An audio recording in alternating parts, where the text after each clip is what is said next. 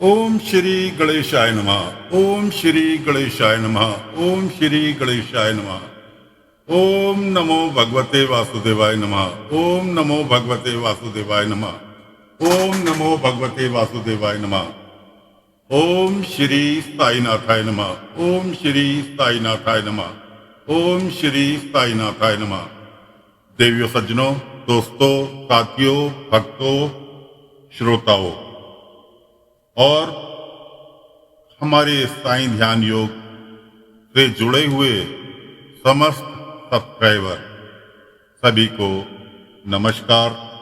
श्री साईं ध्यान योग द्वारा प्रस्तुत श्रीमद् भागवत महापुराण कथा स्कंद 5 का 19वां अध्याय आज आपको सुनाने जा रहे हैं।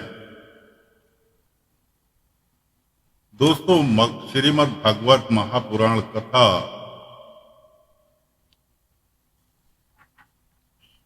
आपको शुद्ध हिंदी में आप तक पहुंचा रहे हैं। आशा करते हैं आप समझ पा रहे होंगे। फिर भी अगर कोई बात आपकी समझ में ना आए तो कमेंट में हमें बताना ना भूलें, ताकि विस्तार से आपको समझाई जा सके। कथा प्रारंभ करते हैं। श्री सुखदेव जी कहते हैं, राजन, किम पुरुष वर्ष में श्री लक्ष्मी जी के बड़े भाई आदि पुरुष सीता हृदयाभिराम भगवान श्री राम के चरणों की सन्निधि के रसिक परम भागवत श्री हनुमान जी अन्य किन्नरों के सहित अविचल भक्ति भाव से उनकी उपासना करते हैं। वहां अन्य गंधर्वों सहित अष्टिशेण उनके स्वामी भगवान राम की परम कल्याणमयी गुणगाथा गाते रहते हैं। श्री हनुमान जी उसे सुनते हैं और स्वयं भी इसका मंत्र का जाप करते हुए इस प्रकार उनकी स्तुति करते हैं। साथियों, अब पुराण श्री राम के युग में आ चुकी है, तो अब आगे किस्सा श्री राम से संबंधित ही मिलेंगे। किम पुरुष।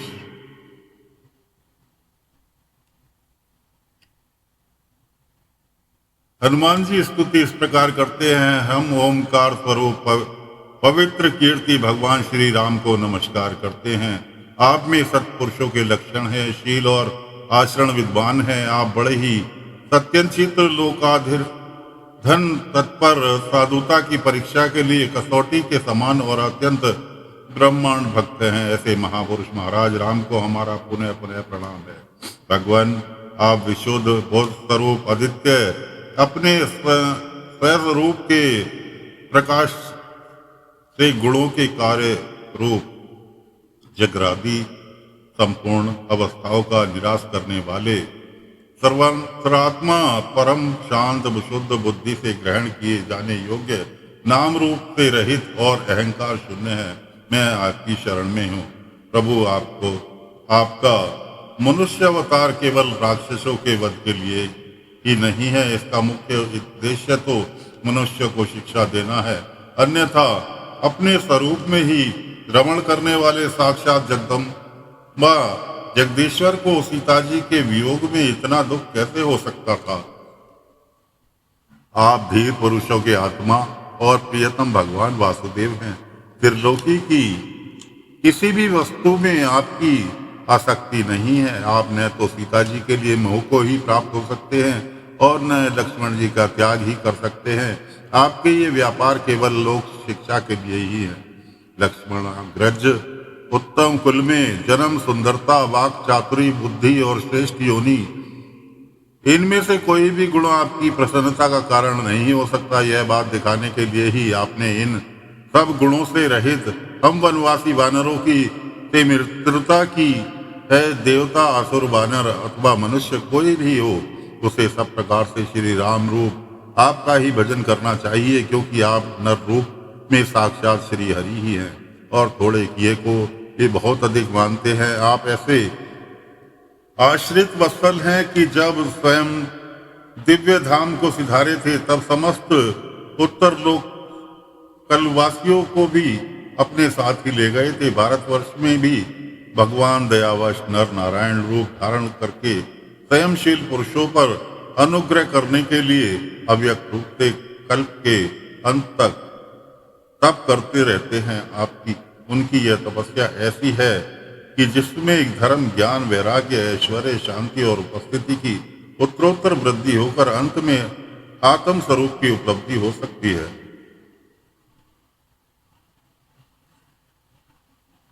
यहाँ शंका होती है कि भगवान तो सभी की आत्मा है, फिर यहाँ उन्हें आत्मवान पुरुषों की ही आत्मा क्यों बताया गया है?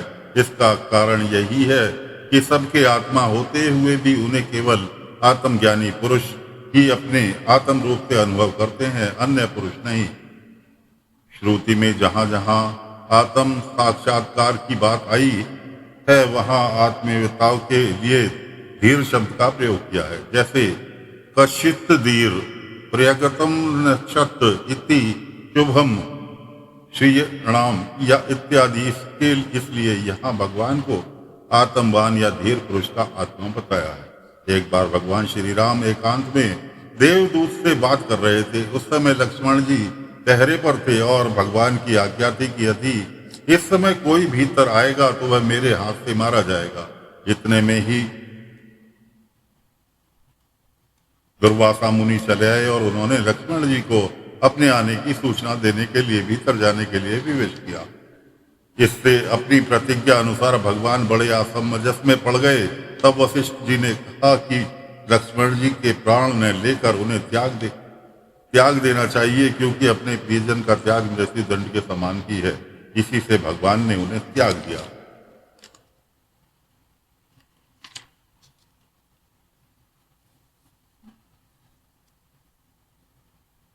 वहां भगवान नारद जी स्वयं भगवान के ही कहे हुए सांख्य और योग शास्त्र सहित भगवान महिमा को प्रकट करने वाले पंचरात्र दर्शन का सर्वाणी मुनि को उपदेश करने के लिए भारतवर्ष की वर्णाश्रम धर्मावलंबिनी प्रजा के सहित अत्यंत भक्ति भाव से भगवान श्री नर नारायण की उपासना करते और इस मंत्र का जाप तथा स्त्रोत को गाकर उनकी स्तुति करते हैं।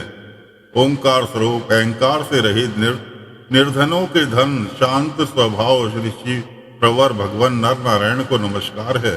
वे परमहंसों के परम गुरु और आत्मा रामों के अधीश्वर हैं, उन्हें बारंबार नमस्कार है। ये गाते फिरते हैं जो विश्व की उत्पत्ति आदि में उनके कर्ता होकर भी कर्तव्य के अभिमान से नहीं बनते, शरीर में रहते हुए भी उसके धर्म, भूख, प्यास आदि वशीभूत नहीं होते तथा दृष्टा होने पर भी जिनकी दृष्टि दृश्य से गुण दोषों से दूषित नहीं होती, उन असंग एवं विशुद्ध साक्षी स्वरूप भगवान नर नारायण को नमस्कार है।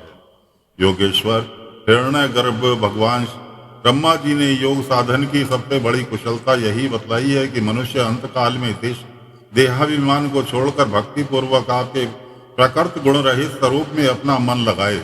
लौकिक और परलौकिक भागों को लालची मूल पुरुष जैसे पुत्र, स्त्री, धन की चिंता करके मौत से डरते हैं, उसी प्रकार यदि विद्वानों को भी यह निंदनीय शरीर के छूटने का भय ही बना रहा तो उनका ज्ञान प्राप्ति के लिए क्या हुआ? सारा प्रयत्न केवल भ्रम ही है।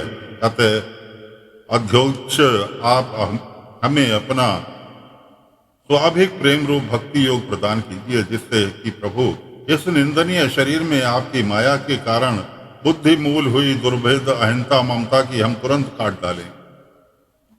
राजन, इस भारतवर्ष में भी बहुत से पर्वत और नदियां हैं, जैसे मलय, मंगलप्रद, मैनाक, त्रिकुट, ऋषभ, कुटक, कुल्लक, देवगिरी, चंबुक, श्रीशैल, वेंकट, महेंद्रवरी, ध्यार, विंध्य, शुक्तिमान, ऋषिगिरी, परित्राण, द्रोण, चित्रकूट, गोवर्धन, रेवतक, कुंभ, नील, गोकामुख, इंद्रकील और कामाग्री आदि इसी प्रकार की सैकड़ों हजारों पर्वत हैं।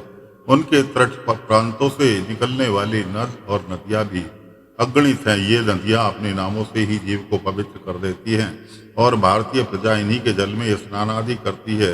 उनमें से मुख्य नदियां ये हैं: चंद्रवासा, ताम्रपणी, अवधोटा, कृतमाला, व्यासी, कावेरी, वेणी, पयस्विनी, शंकरवर्ता, तुंगभद्रा, कृष्णा, वेण्या, भीमरती, गोदावरी, निर्बंधा, पायणी, तापी, रेवा, सुरसा, नर्मदा, चर्मवंती, सिंधु, अंध और शोण नाम के नंद, महानदी, वेद, स्मृति, ऋषिकुल्या, त्रिस्मा, कौशिकी, मंदाकिनी, यमुना, सरस्वती, दुष्यदती, गोमती, सरयू, राधेश्वरी, सप्तती, सुषमा, चंद्रूर, चंद्रभागा, मरुवर्धा, विस्तता, स्नी और विश्वा। इस वर्ष में जन्म लेने वाले पुरुषों को ही अपने किए हुए सात्विक, राजस और तामस कर्मों के अनुसार क्रमशः नाना प्रकार के दिव्य, मनुष्य और नर की योनियां प्राप्त होती हैं, क्योंकि कर्मानुसार जब जीवों को सभी योनियां प्राप्त हो सकती हैं, इसी वर्ष में अपने अपने वर्ण के लिए नियत किए हुए धर्मों का विधिवत अनुष्ठान करने से मोक्ष की प्राप्ति हो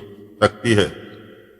परिचित संपूर्ण भूतों के आत्मा, रागादि दोषों से रहित, अनिवर्चनीय, निराधार परमात्मा भगवान वासुदेव में अनन्य एवं अहैतुक भक्ति भाव ही यह मोक्ष पद है। यह भक्ति भाव तभी प्राप्त होता है जब अनेक प्रकार की गतियों को प्रकट करने वाली अविद्या रूप हृदय की ग्रंथि कट जाने पर भगवान के प्रेमी भक्तों का संग मिलता है। देवता भी भारतवर्ष में उत्पन्न हुए मनुष्यों को इस प्रकार महिमा गाते हैं: आहा, जिन जीवों के भारतवर्ष में भगवान की सेवा के योग्य मनुष्य जन्म प्राप्त किया है, उन्होंने ऐसा क्या पुण्य किया है अथवा इस पर स्वयं श्री हरि प्रसन्न हो गए हैं। इस पर परम सौभाग्य के लिए तो निरंतर हम भी तरसते रहते हैं। हमें बड़े कठोर यज्ञ, तप, व्रत और दान आदि करके जो तुच्छ स्वर्ग का अधिकार प्राप्त हुआ है, इससे क्या लाभ है। यहाँ तो इंद्रियों के भागों को अधिकता के कारण स्मृति शक्ति छिन जाती है, अतः कभी श्री नारायण के चरण कमलों की स्मृति होती ही नहीं। यह स्वर्ग तो क्या है, जहाँ के निवासियों को एक कल्प की आयु होती है, किंतु जहाँ से फिर संसार चक्र में लौटना पड़ता है, उस ब्रह्मलोक आदि अपेक्षा भारत भूमि में थोड़ी आयु वाले होकर जन्म लेना अच्छा है, क्योंकि यहाँ धीर पुरुष एक क्षण में ही अपने इस मृत शरीर से किए हुए संपूर्ण कर्म श्री भगवान को अर्पण करके उनका अभय पद प्राप्त कर सकता है। जहाँ भगवत कथा की अमृतमयी सरिता नहीं बहती, यहाँ जहाँ उसके उद्गम स्थान भगवत भक्त साधु जन निवास नहीं करते, जहाँ नृत्य, गीता आदि के बड़े बड़े समारोह से भगवान यज्ञ पुरुष की पूजा अर्चना नहीं की जाती, वह चाहे ब्रह्मलोक ही क्यों ना हो, उनका सेवन नहीं करना चाहिए। जिन जीवों में इस भारतवर्ष में ज्ञान, तदानुकूल कर्म तथा उस कर्म के उपयोगी द्रव्यादि सामग्री से संपूर्ण मनुष्य जन्म पाया है, वे यदि आवागमन के चक्र से निकलने के प्रयत्न नहीं करते, तो व्याध की फांसी से छूटकर भी फलादि के लोक से उसी वृक्ष पर विहार करने वाली वनवासी पक्षियों के समान फिर बंधन में पड़ जाते हैं। अहो, इस भारतवासियों का कैसा सौभाग्य है, जब ये यज्ञ में भिन्न भिन्न देवता के उद्देश्य से अलग अलग भाग रखकर विधि, मंत्र और द्रवादि योग से श्रद्धापूर्वक उन्हें हवि प्रदान करते हैं। तब इस प्रकार इंद्रादि भिन्न भिन्न नामों से पुकारे जाने पर संपूर्ण कामनाओं को पूर्ण करने वाले स्वयं पूर्ण काम श्री हरि ही प्रसन्न होकर उस हवि को ग्रहण करते हैं। यह ठीक है, भगवान सकाम पुरुषों के मांगने पर उन्हें अभिष्ट पदार्थ देते हैं, किंतु यह भगवान का वास्तविक दान नहीं है, क्योंकि उन वस्तुओं को पा लेने पर भी मनुष्य के मन में पुनः कामनाएं होती ही रहती हैं। इसके विपरीत जो उनका निष्काम भाव से भजन करते हैं, उन्हें तो वे साक्षात अपने चरण कमल ही दे देते हैं, जो समय अन्य समस्त इच्छाओं को समाप्त कर देने वाले हैं।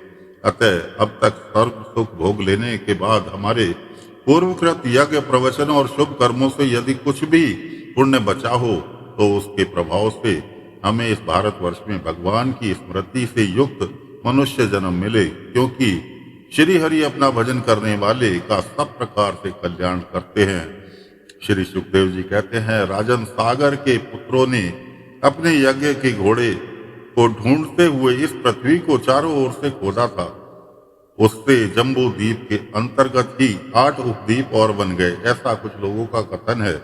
वे स्वर्णप्रस्थ, चंद्र शुक्ल, आवर्तन, रमणक, मंदर हरिण, पांचजन्य, सिंघल और लंका है। भारत श्रेष्ठ, ये इस प्रकार का जैसे मैंने गुरुमुख से सुना था, ठीक वैसा ही तुम्हें इस जम्बू द्वीप के वर्षों का विभाग सुना दिया। और यह 19वां अध्याय यहाँ समाप्त हो गया।